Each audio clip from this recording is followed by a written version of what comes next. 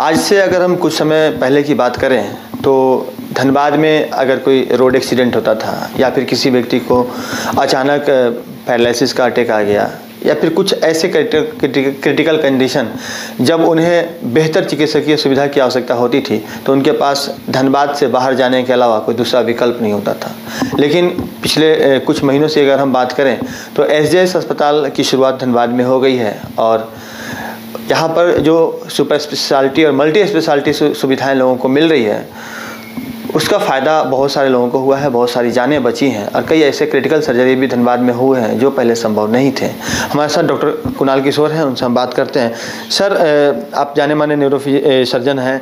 Sir, ये बताइए कि धनबाद चिकित्सा के क्षेत्र में किस तरह से इन दिनों आत्मनिर्भर होने जा रहा है?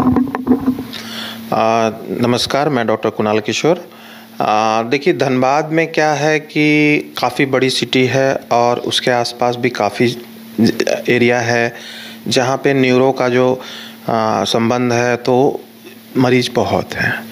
पर क्या है कि यहाँ पे लोगों में कॉन्फिडेंस कम होने की वजह से ज़्यादातर मरीज बाहर जाने का ये रखते हैं, क्षमता रखते हैं। पर क्या है कि उससे क्या है कि न्यूरो का जो इलाज होता है वो टाइम बेस्ड होता है। अगर आपको समय रहते इलाज करेंगे तभी उसमें रिज़ल्ट मिलने का चांस रहता है।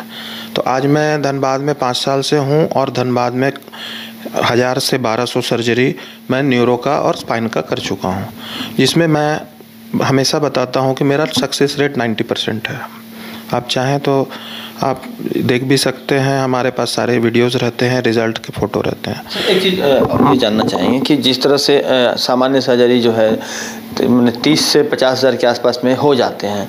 अगर कोई किसी व्यक्ति का अचानक एक्सीडेंट में सर फट गया और या फिर कोई आंतरिक रक्तस्राव वगैरह हो रहा है तो उस परिस्थिति में अगर उन्हें सर्जरी करानी हो और कोई आदमी कोमा में चला गया हो तो इसका कॉस्ट कितना आता है बाहर में और धनबाद और आपके यहाँ की बात करें?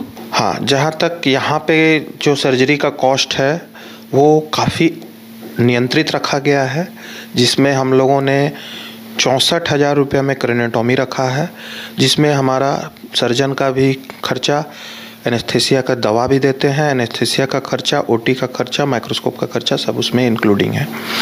अगर उनका ब्लीड जो है वो छोटा है या लगता है कि हम छोटे से सर्जरी से कर सकते हैं, बर होल से कर सकते हैं, तो खर्चा सीधा आधा हो जाता है।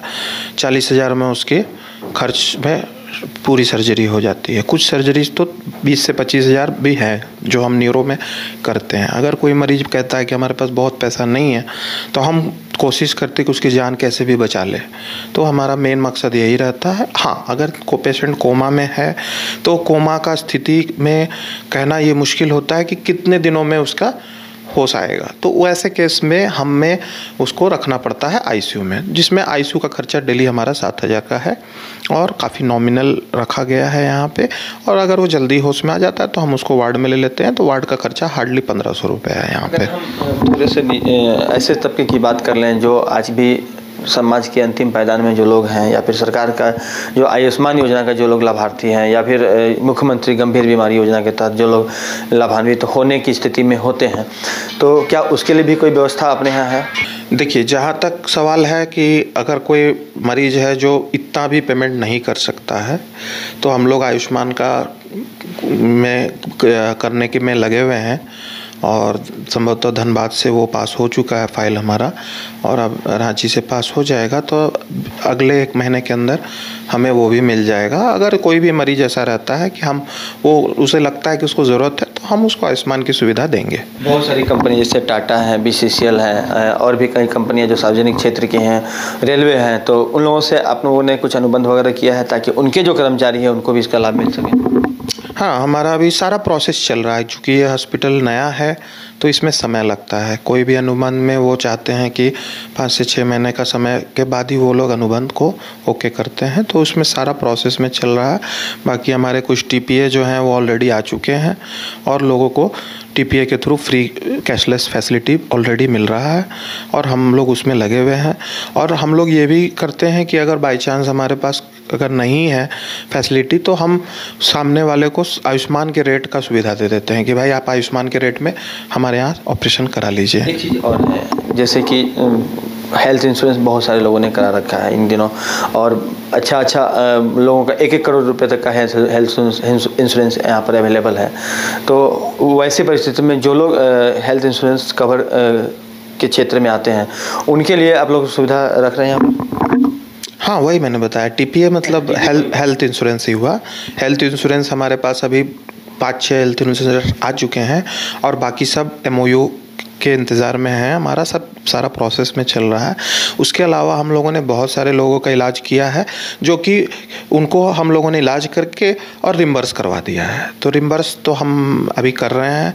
किसी भी केस में अगर वो चाहते हैं कि उनका हेल्थ इंश्योरेंस है तो वो अब इलाज करा ले इमरजेंसी में, और उसके बाद उनको रिम्बर्समेंट हम करवा देते हैं। साधारण भाषा में समझाइए कि ऐसी कौन कौन सी सर्जरी है जो धनबाद में पहले संभव नहीं थी, आपके आने से वो सफल हो पाई है और संभव हो पाई है, और किन किन आपके केसेस में किन किन बीमारियों के लिए अब बाहर जाने की आवश्यकता नहीं है? ये बहुत अच्छा सवाल है।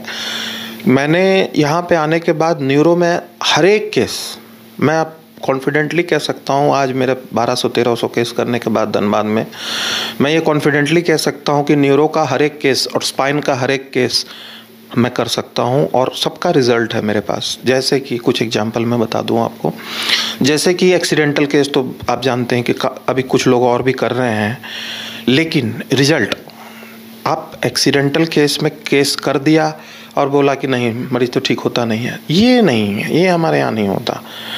अगर एक्सीडेंटल केस का हम केस करेंगे तो आपको रिजल्ट की उम्मीद मैं दूंगा, और मेरा रिजल्ट 90% से ऊपर है, ये मैं दावे के साथ कह सकता हूँ। मैं अपने प्रेजेंटेशंस भी जो डॉक्टरों के बीच में हम करते हैं उसमें भी मैं बताता हूँ। तो एक्सीडेंटल केस हो गया। उसके अलावा हेमरेज के केसेस में भी हम ब्लड निकाल सकते हैं, ब्रेन के अंदर का ब्लड निकाल करके और उसकी जान बचा सकते हैं। हम लोगों ने यहाँ पे इसी जगह पे 3-4 केस अभी ऑलरेडी किया है जो हेमरेज के केसेस बचे हैं। उसके अलावा इतने सालों से हम काफ़ी केसेस हेमरेज के कर चुके हैं। उसके अलावा आप ले लीजिए ट्यूमर के केसेस मैंने काफ़ी किए हुए हैं, जो कि धनबाद में लोग बिल्कुल ट्यूमर में हो जाते हैं और उनको लगता है कि अब ज़िंदगी ख़त्म होगी। ऐसा नहीं है, ट्यूमर में भी 80% रिजल्ट है। अगर ट्यूमर कैंसरस नहीं है ब्रेन में तो बिल्कुल डरने की ज़रूरत नहीं है। हम ट्यूमर निकाल सकते हैं और बिल्कुल अच्छे से निकाल के उसका ऑपरेशन करके उसको वापस से नई ज़िंदगी दे सकते हैं। मैंने कईयों को दिया है। उसके अलावा सीपी एंगल ट्यूमर हो गया। अब चलिए आइए स्पाइन में मैंने atlanto Excel dislocation C1 C2 fixation मैंने पहली बार जो झारखंड में किया है, और उस समय पेपर में भी हम लोगों ने दिया था, जो कि ये C1 और C2 छोटे जो ब्रेन और स्पाइन का जॉइंट टूट जाता है वो हो गया। प्लस आपकी कई लोग हैं जो डिस्क प्रोलैप्स वाले हैं, बहुत डरते हैं कि हम अपाहिज हो जाएंगे। मैं उनको आश्वस्त करता हूं कि आप निश्चिंत होकर आइए, इलाज कराइए, अपाहिज मैं नहीं होने दूंगा आपको। अगर आप अपाहिज हो रहे हैं तो आपको हम ठीक करेंगे, ना कि आपको अपाहिज करेंगे। ये बिल्कुल आप आश्वस्त होकर आइए। अगर अच्छे हाथ से किया जाए तो ये सर्जरीज बहुत अच्छी होती हैं, आराम से हो सकते हैं। तो स्पाइन की ट्यूमर की भी हम लोगों ने सर्जरीज की है, जो कि हमारे पास रिजल्ट है। हम आप आएंगे अपनी सर्जरी कराने, हम आपको रिजल्ट दिखा के ऑपरेशन कर सकते हैं। तो इस तरह की हर तरह की केस जो बंगाल में भी सक्सेस नहीं हुई वो हमने यहाँ पे सक्सेसफुली किया है। तो धनबाद को बिल्कुल सोचने की जरूरत नहीं है। सही समय पे आए और निश्चिंत होकर इलाज कराएं, कॉन्फिडेंस से इलाज कराएं कि हम सही होंगे।